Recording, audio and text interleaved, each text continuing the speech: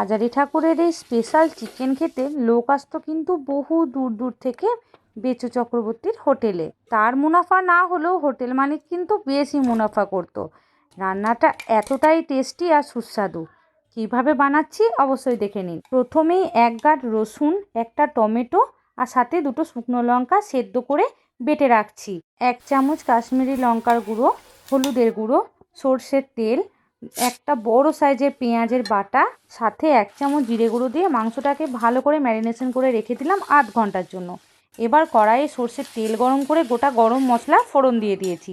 বাকি একটা পেঁয়াজ আমি কুচো করে রেখেছিলাম, সেটা লাল লাল করে ভেজে ম্যারিনেশন করা চিকেনটা দিয়ে একটু নেড়ে চেড়ে আগে থেকে যে সেদ্ধ করে রাখা মশলাটা ছিল সেটাও দিয়ে দেবো।